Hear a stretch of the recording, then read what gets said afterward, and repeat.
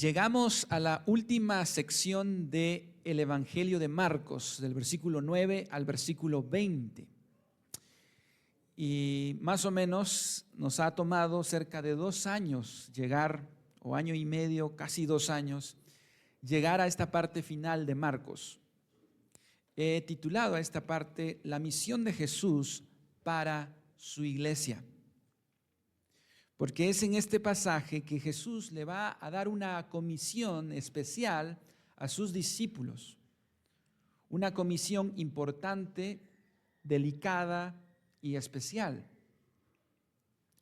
Pero antes de estudiar esta sección, los estudiosos de la Biblia le llaman a esta sección el final largo de Marcos.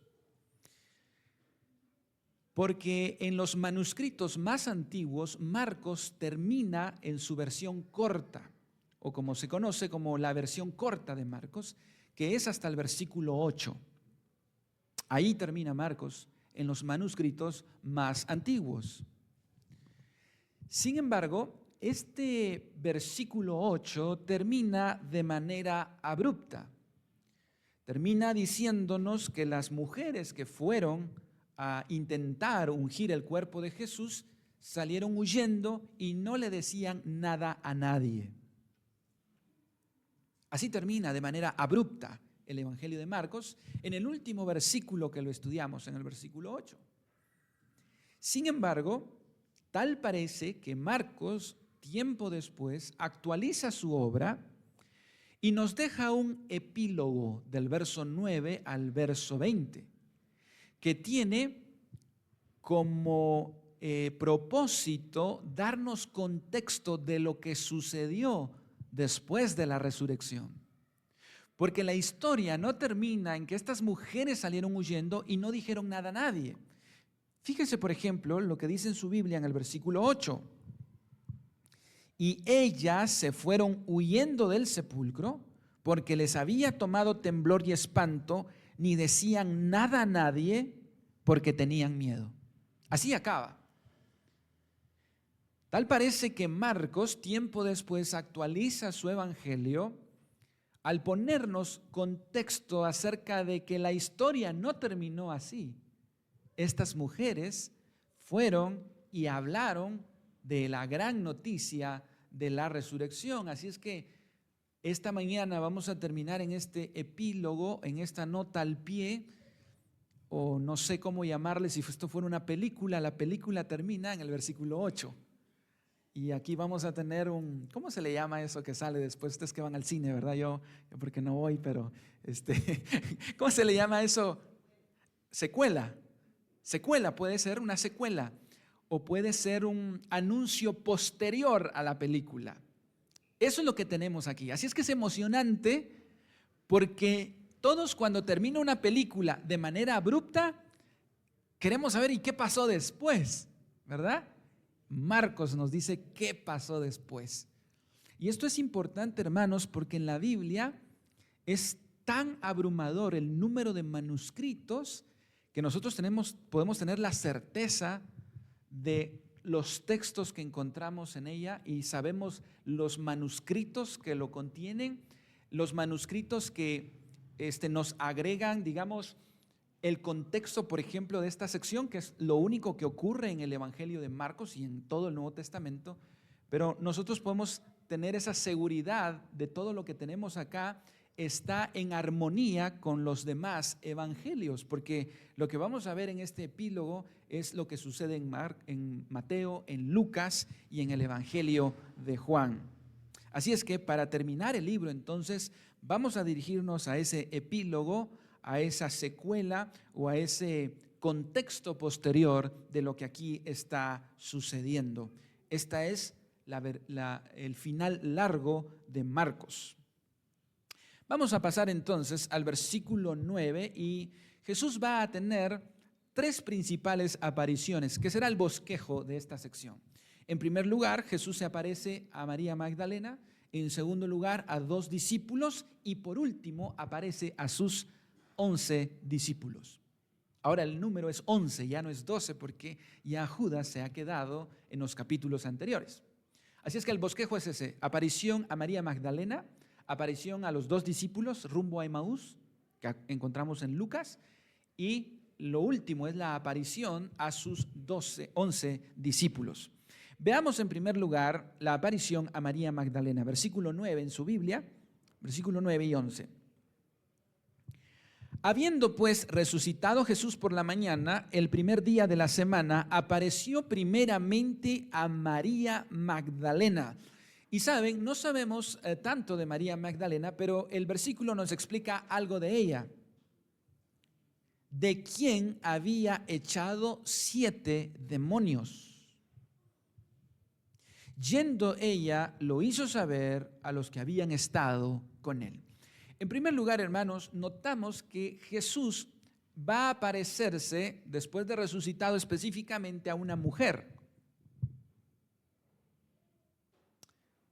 Y no cualquier mujer, es María Magdalena. El contexto de esta mujer, dice el versículo, y por lo cual se había hecho famosa, era porque había tenido 7 demonios. Yo no sé si en su currículum usted agrega eso, ¿verdad? Pues yo tuve 7 demonios, ¿verdad? A ver si ayuda eso para que abra puertas, ¿verdad? Sin duda, ninguno de nosotros utilizaría, fíjese que yo un tiempo estuve endemoniada, ¿verdad? O si usted va a ser novia de alguien y le diga, a ver, quiero conocer tu pasado, pues yo andaba endemoniada, ¿verdad? No creo que ayude mucho este currículum, digamos. Y aquí Marcos pudo haber puesto que es hijo de fulana, es hija de fulano, o que se graduó en la universidad, pero Marcos dice, la que había sido endemoniada, la ex endemoniada. Pero no solo con un demonio, ni 3, ni 4, ni 5, sino 7 demonios. Ya si usted ha conocido una mujer endemoniada, imagínese 7 veces endemoniada, ¿verdad? Lo que llama la atención es que es la primer testigo de la resurrección que Jesús intencionalmente quiso buscar. ¿Y por qué llama la atención? Por la figura de la mujer en el primer siglo. Las mujeres no eran tomadas en cuenta de manera formal en la sociedad, eran vistas como un ser humano de segunda categoría. Las mujeres, por ejemplo, en el primer siglo, no tenían voz y voto en los tribunales. Muchos también, cuando nacía un bebé, si era mujer, era abandonada. Cuando se hacían censos, se dejaban fuera a las mujeres y los niños. Así es que las mujeres en el primer siglo eran vistas o no eran tomadas en cuenta. Su testimonio no valía. Sin embargo, para Jesús sí. Y Jesús decide aparecerse a una mujer y que esta mujer sea la primer misionera que lleva la bomba de la gran noticia de que Cristo se levantó de los muertos. Así es que cuando usted escuche a alguien decir que el Dios de la Biblia es machista, no sabe lo que dice, no sabe a qué se refiere. Porque Jesús tuvo no solo discípulos, sino también discípulas. Y por supuesto que las mujeres jugaron un rol importante en el desarrollo del reino de los cielos.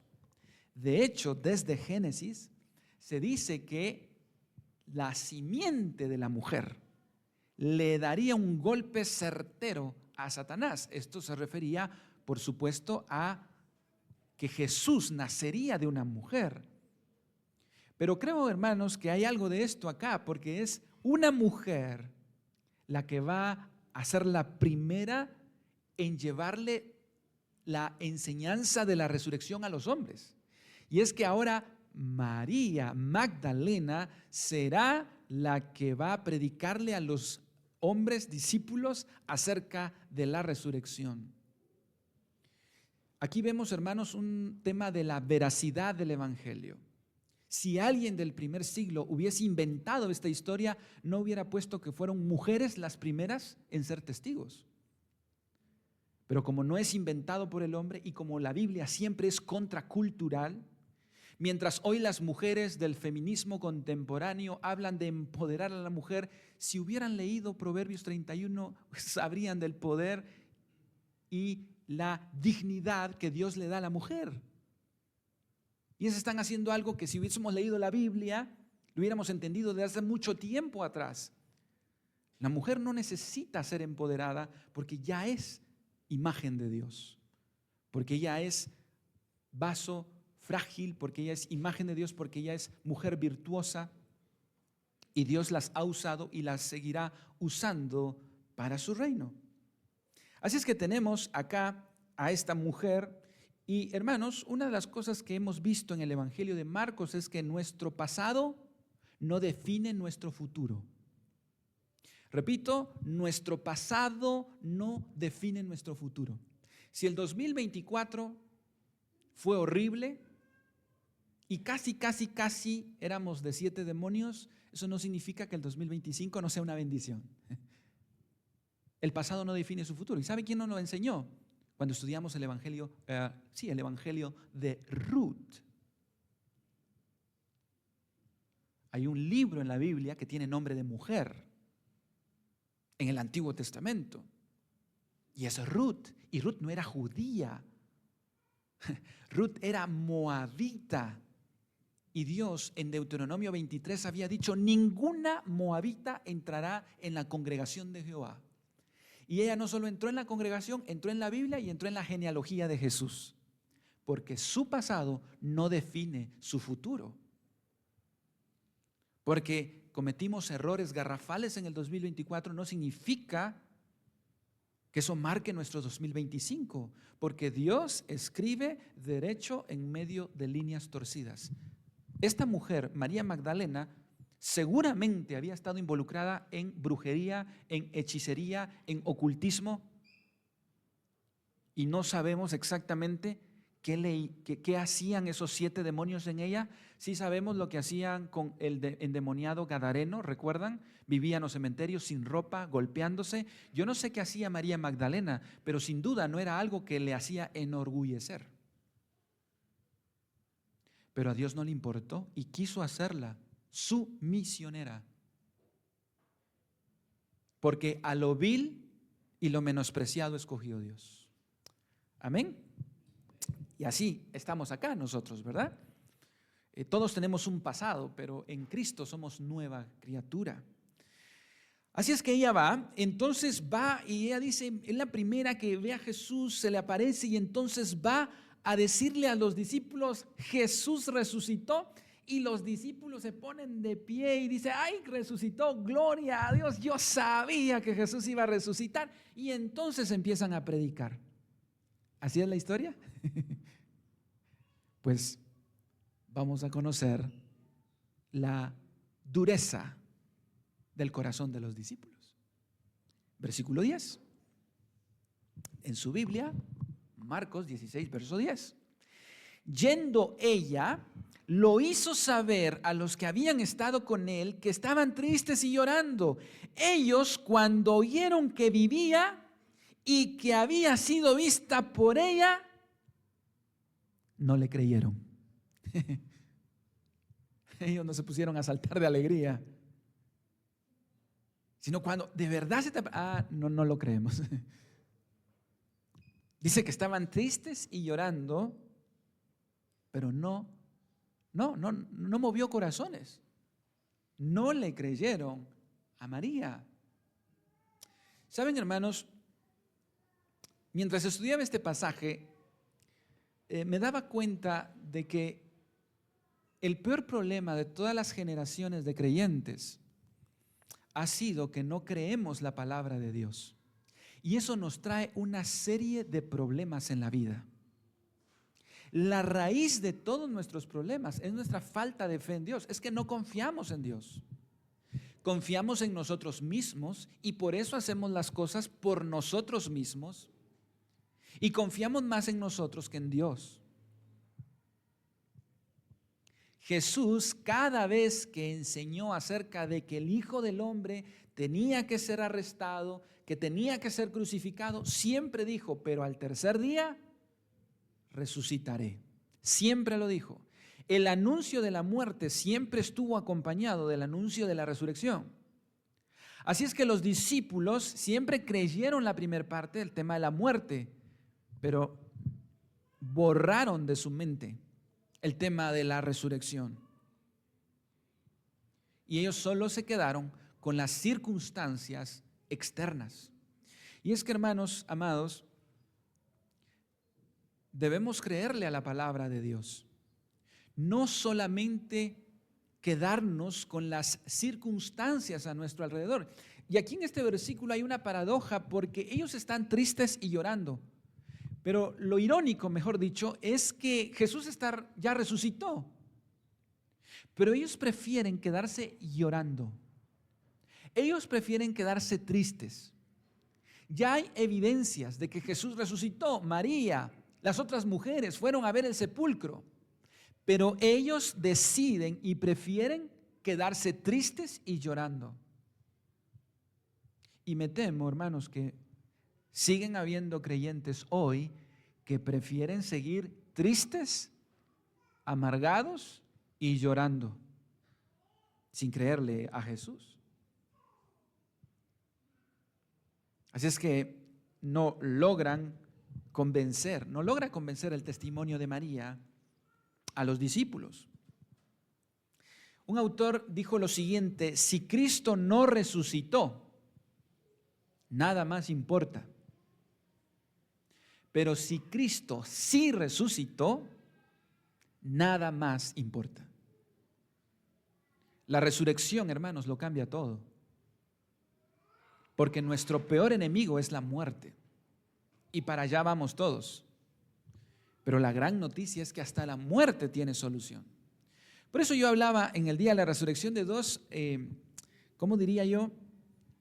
Dos eslogans que nosotros los cristianos decimos que no deberíamos decir y que se han vuelto parte de nuestra vida, ¿verdad? Uno de ellos es: no tenemos la vida comprada, ¿verdad? Y hermanos, nosotros sí la tenemos comprada. Si usted es cristiano, usted la tiene comprada. Y la compró Cristo. Otro eslogan que hacemos parte de la vida cristiana, como que fuera un versículo bíblico, es: todo tiene solución, menos la muerte, ¿verdad? No, la Biblia dice que la muerte también tiene solución. Y esto es lo que está ocurriendo en este momento. Ahora bien, mientras los discípulos siguen ahí llorando, tristes por lo que acaba de suceder, Jesús hace otra aparición. Veamos en nuestra Biblia en el versículo 12. ¿A quiénes más aparece Jesús? Es el siguiente punto de nuestro bosquejo: a dos discípulos. No sabemos quiénes eran, pero noten ustedes lo que ocurre, versículo 12. Pero después apareció en otra forma a dos de ellos, que iban de camino yendo al campo. Ellos fueron y lo hicieron saber a los otros. ¿Quiénes eran estos discípulos? Aquí en Marcos no aparece, pero en el Evangelio de Lucas se nos narra más detalles de este encuentro de estos dos discípulos que iban tristes, que iban llorando, que pensaron que el mal triunfó sobre el bien. Y es que, hermanos, piensen en cómo se sentían ellos.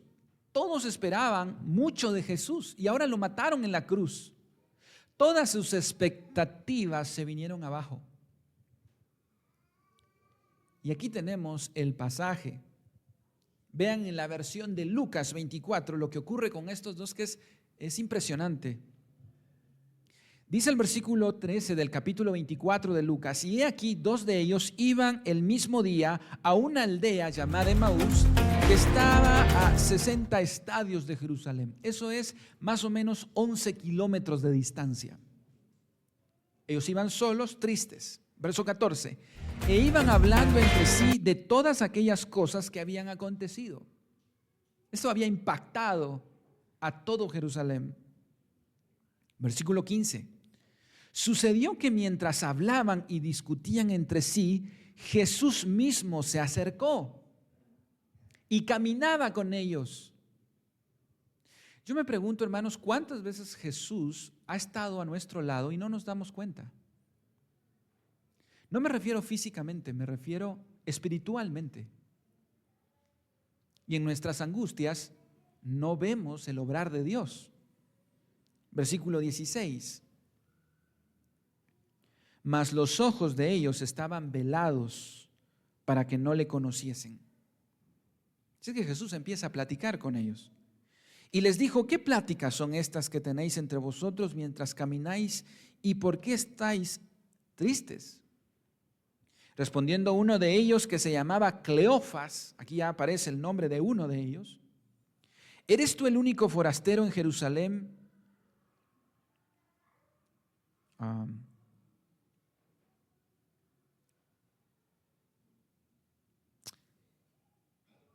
Aquí me perdí, permítanme.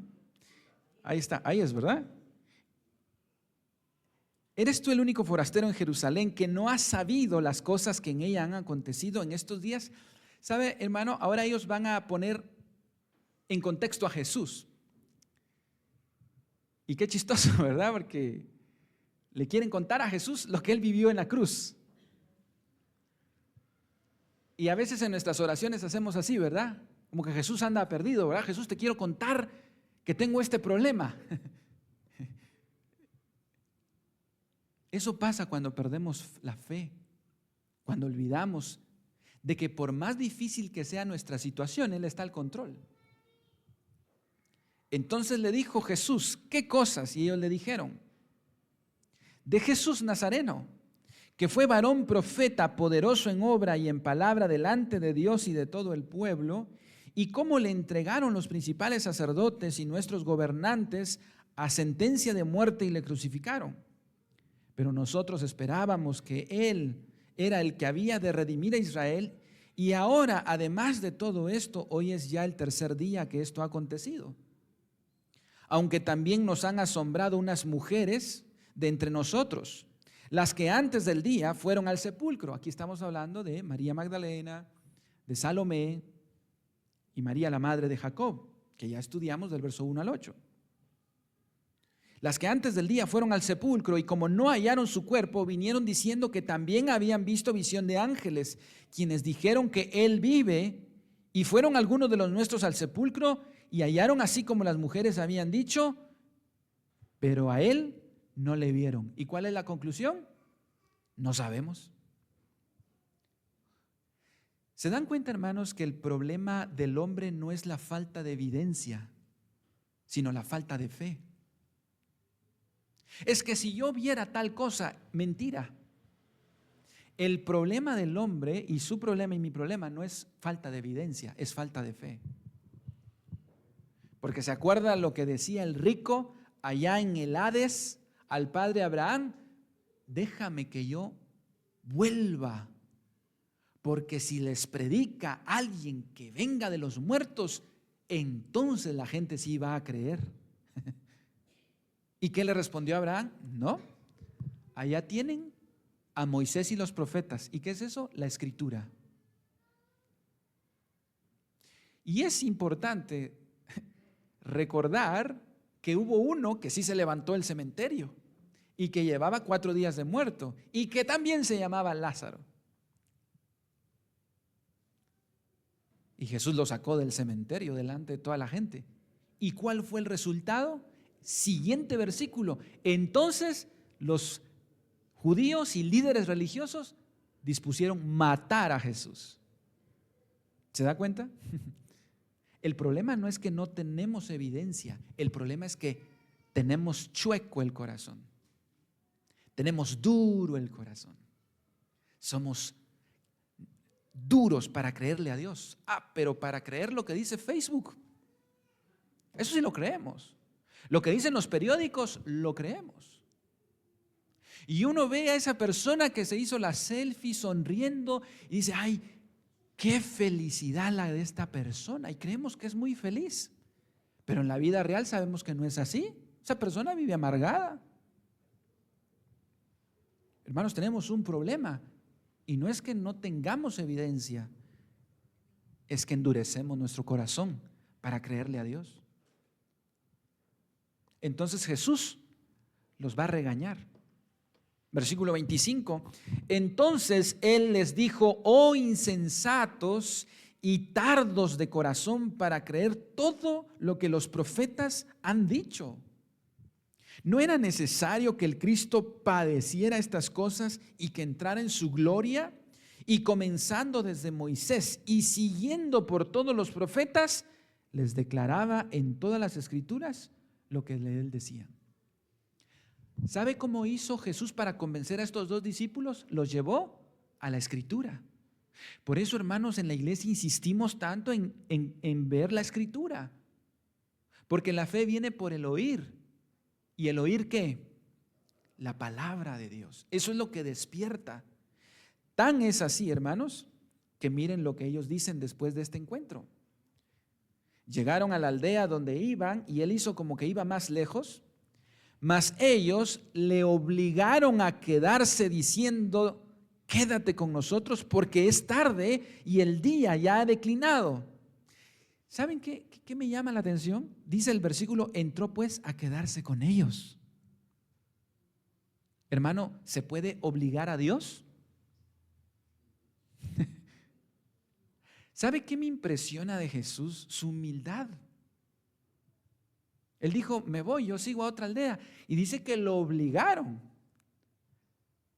Bueno, perdón, pero está bien cuando Jesús era humano, digamos, 100%, pero aquí está ya resucitado. Pero seguimos viendo esa humildad de Jesús. Siendo el Jesús resucitado, cedía. ¿Usted cede, hermano? No, yo ya dije que me voy, ¿verdad? Esto es una cosa que me llamó la atención leyendo este pasaje. Jesús cedía.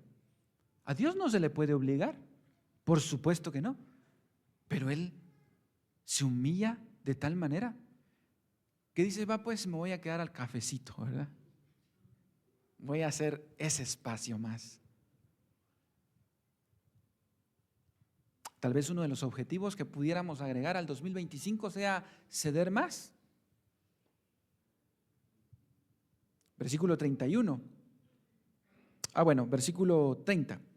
Y aconteció que estando sentado con ellos a la mesa, tomó el pan y lo bendijo, lo partió y les dio. Versículo 31. Entonces les fueron abiertos los ojos y le reconocieron. Mas él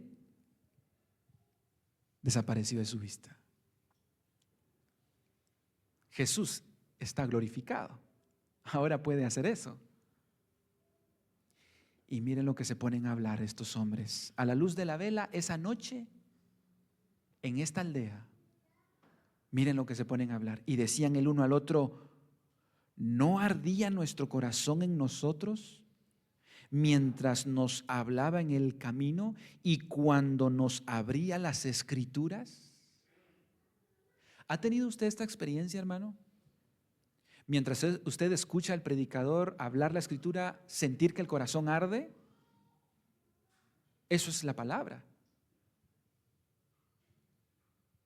Y levantándose, ya era tarde, habían caminado 11 kilómetros, y levantándose en la misma hora, volvieron a Jerusalén. Se iban cansados, era ya de noche, pero vieron a Jesús y dijeron: no, esto lo tienen que saber los 11 discípulos.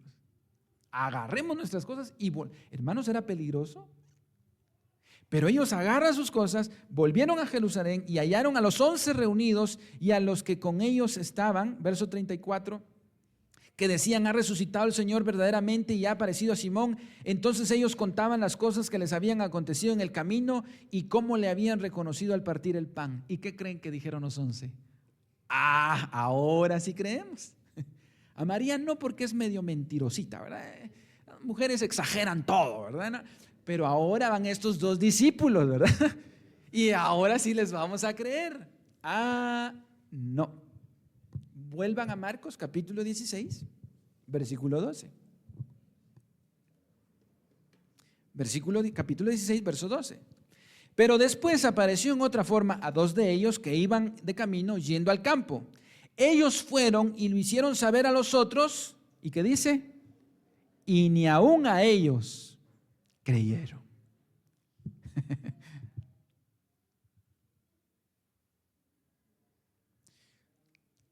¿No es cierto, hermanos, que cuando nos pasan cosas buenas, oramos por algo y cuando sucede no creemos.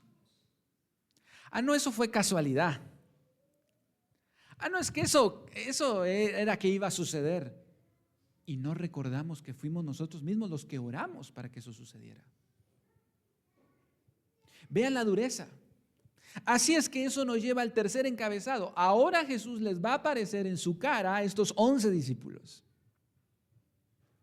Fíjese lo que ocurre, versículo 14.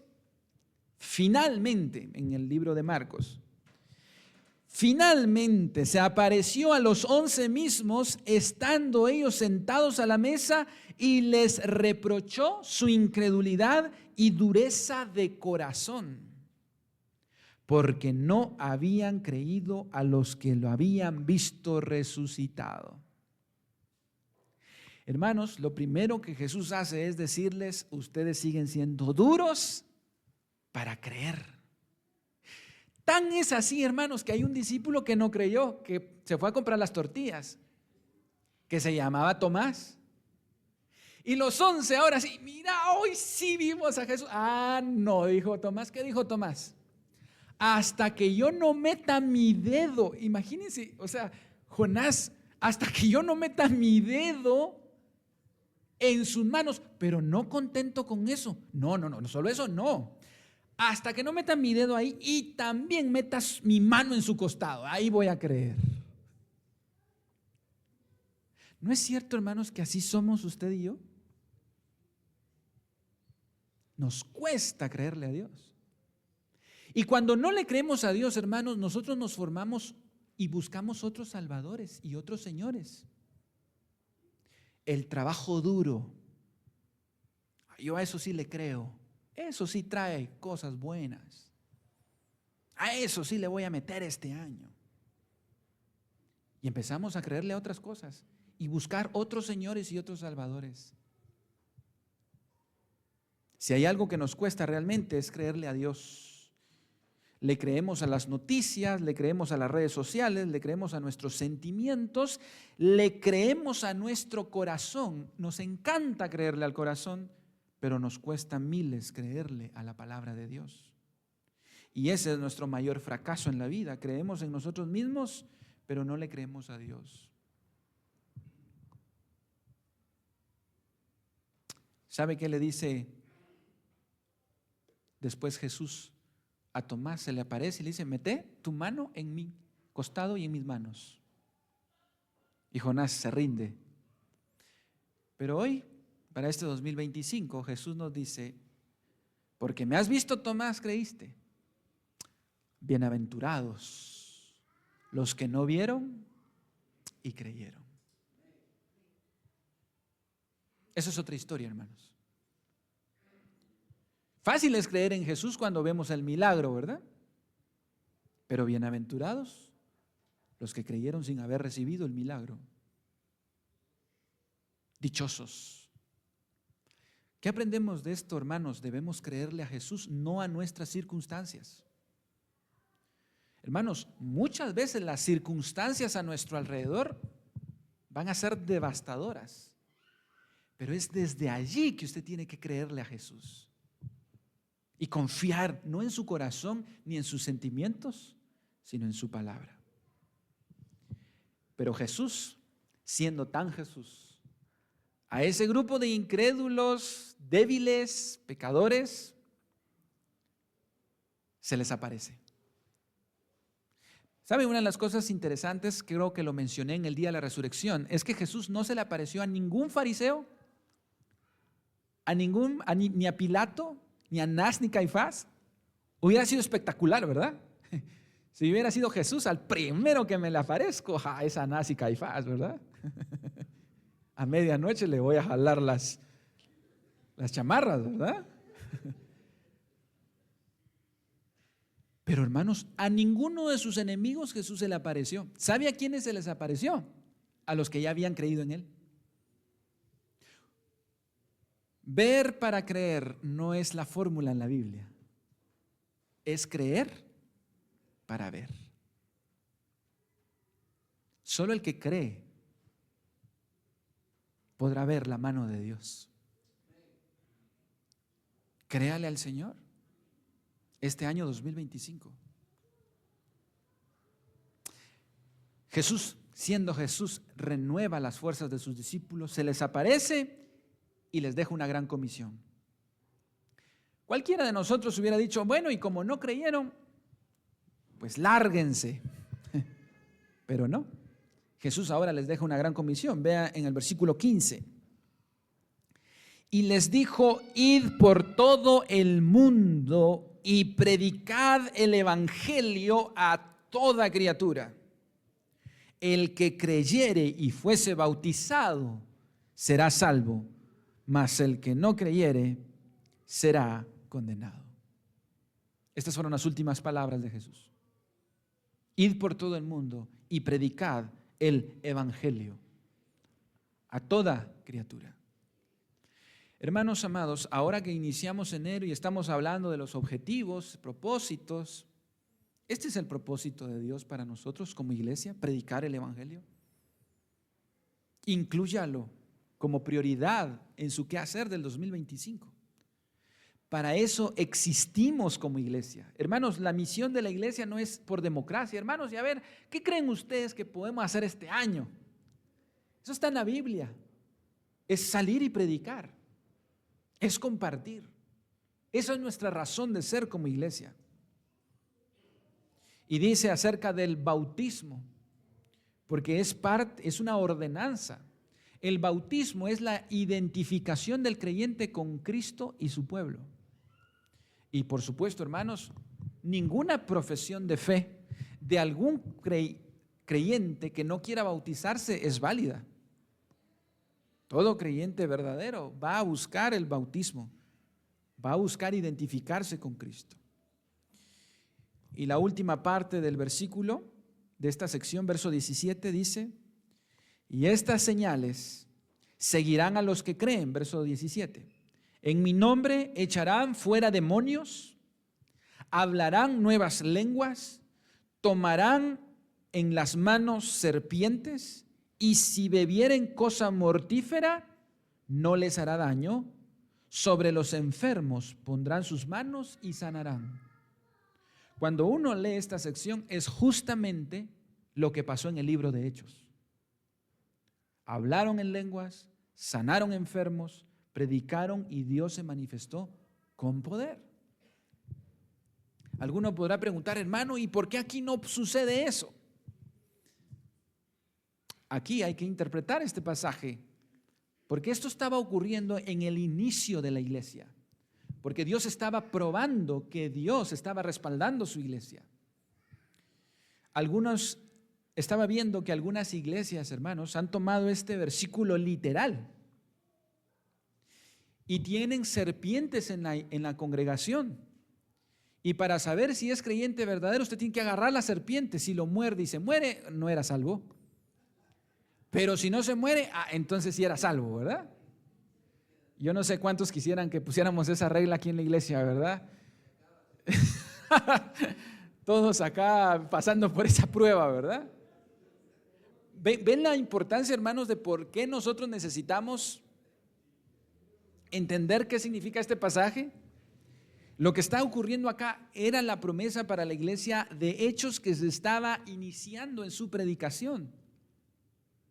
Hoy nosotros tenemos la Biblia, palabra infalible.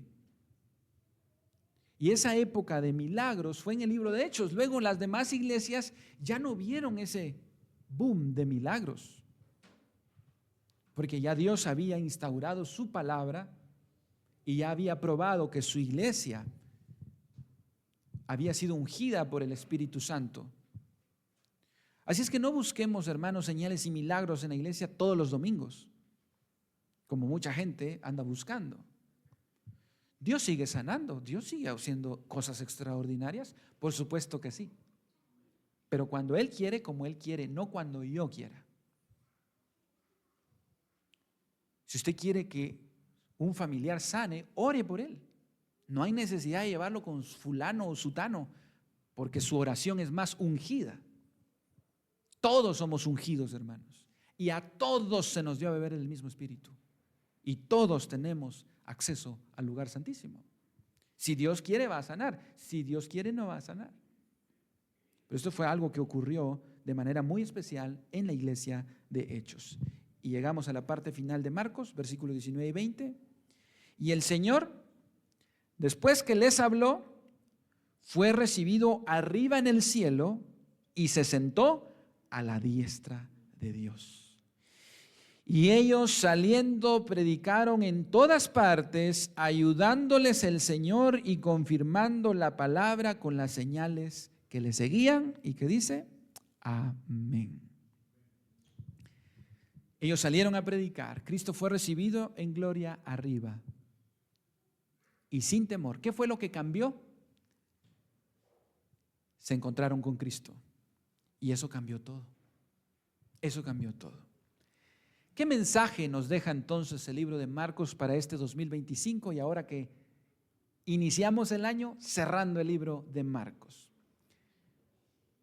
Pues quiero poner algo que creo es un hilo conductor en todo el Evangelio y con esto vamos a cerrar.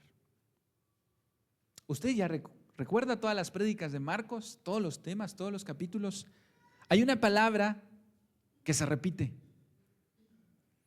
desde el capítulo 1 hasta el capítulo 16, que debería ser nuestra actitud, hermanos. Yo quiero cerrar con esto, haciendo ese breve panorama. Desde el capítulo 1, cuando Jesús enseñaba, dice el capítulo 1, verso 1, y entraron en Capernaum, y los días de reposo entrando en la sinagoga enseñaba, ¿y qué dice? Y se admiraban de su doctrina.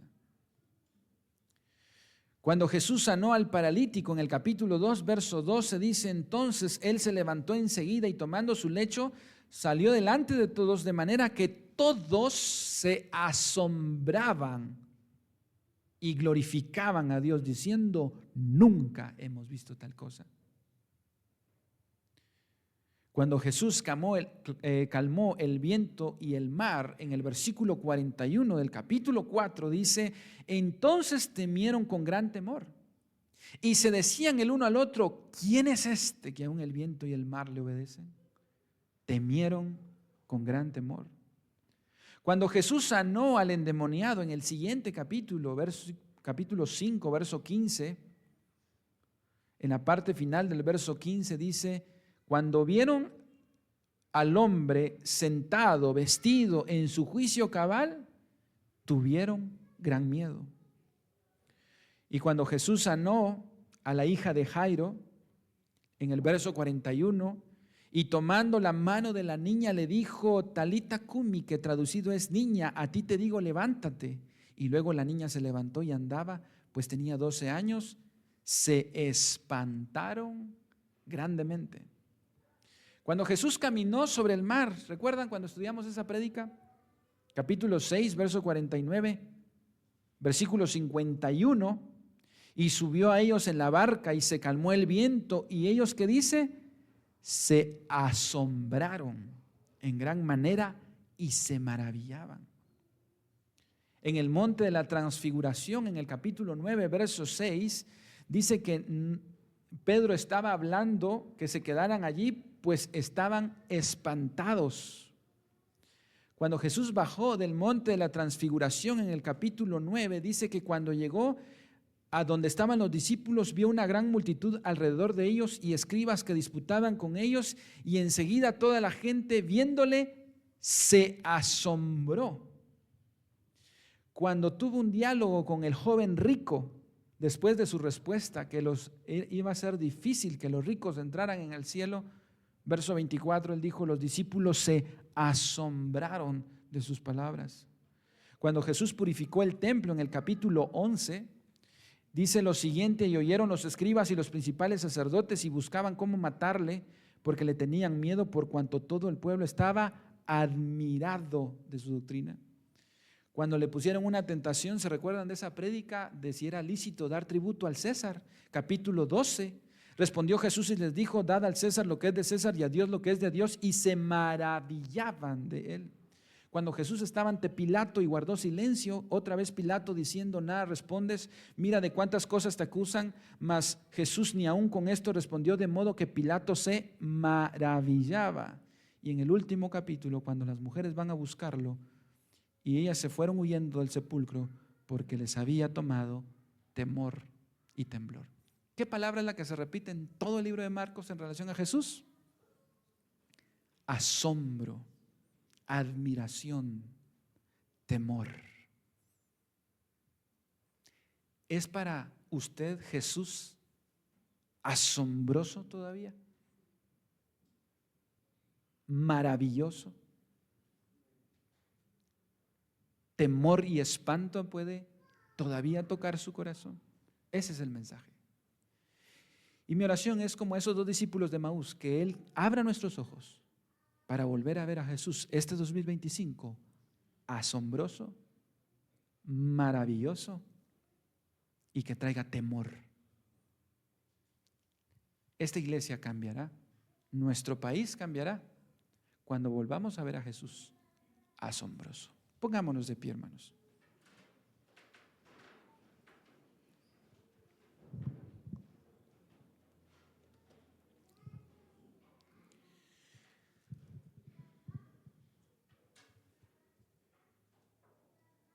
Amado Padre, estamos terminando el Evangelio de Marcos.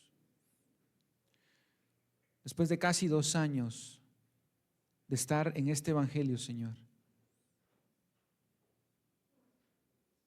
Y si hay algo que los discípulos experimentaron al lado de Jesús, fue asombro, impacto, maravilla y temor. Señor, queremos ver a Jesús de esa manera.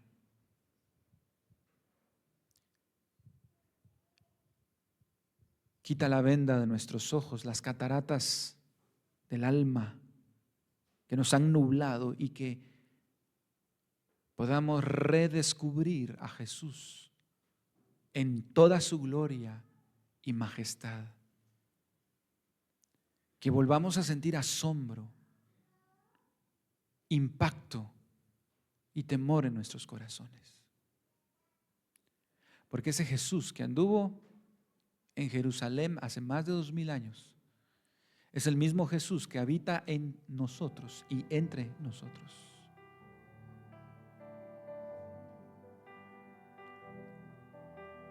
Abre nuestros ojos, Señor, para ver tu hermosura.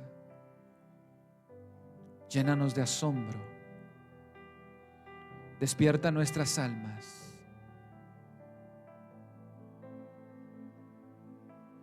Despierta nuestros corazones para ver tu hermosura, Señor. Gracias por el Evangelio de Marcos que nos has regalado durante este tiempo. Esto nos deje con sabor de queremos más de ti. En este 2025 queremos más de ti, Señor. Como iglesia estamos apenas en la orillita, Señor.